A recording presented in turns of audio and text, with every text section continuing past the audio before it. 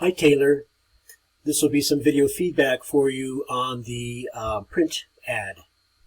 And we've got a month left, so if you have any questions or if I can help you with anything, don't hesitate to reach me at the number that I publish in my announcements. I bid you strength. Taylor, this is a very thorough collection of things. I see that you have screenshots of your process. This is good. This will help you in the end because the idea is to pair your screenshots with your narrative on the final reflection. In other words, illustrate with some narrative your progress through the class. And I see you've got all your background images. Now, I opened this in, here's the version that you put on the discussion board. I'm assuming that it is the same. In Illustrator, I see that you have embedded images rather than linked to them. So good on you for figuring that out. It's really important. And I can turn things on or off at will. I'm glad that you have started to add type. Think about hierarchy. What do you want the viewer to see first, and then next, and so on. So right now, I think there's about the same level of activity, visual activity on the page. So my eye kind of wanders around, and you can, perhaps simplify. I would avoid using bands of color. I know that's like the first thing a designer considers, in order to fill space. But it is more than filling space. I'm sure you're aware of that, and so maybe you can just use the imagery maybe if the resolution supports it, and bleed off as many sides as you can. Be careful about, of course, you're going to want some contrast here.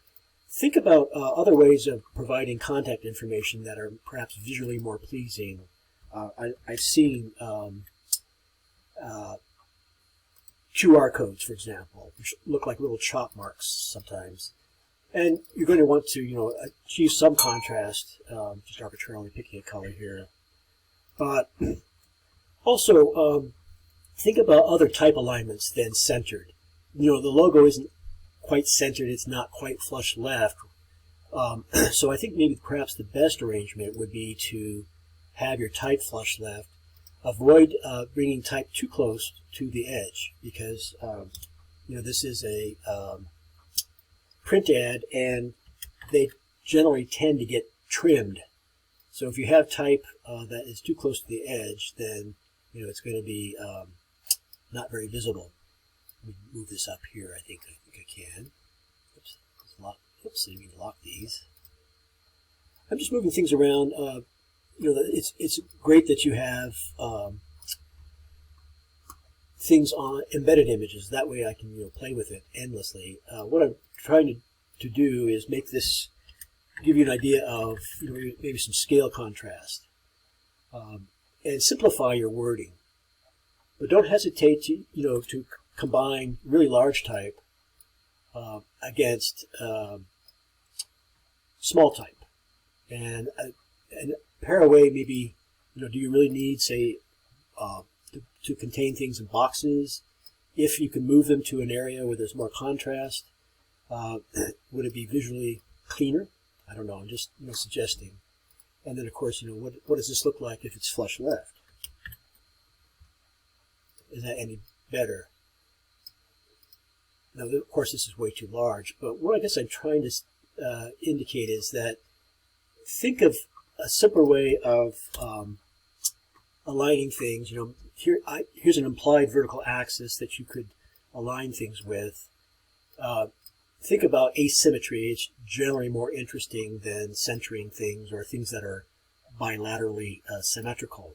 So consider that too, and play around as I am. Perhaps take a screenshot or two until you arrive at something that you're pleased with. All right. Great job in collecting ingredients. I think you just need to have fun and move them around. I'll end it here.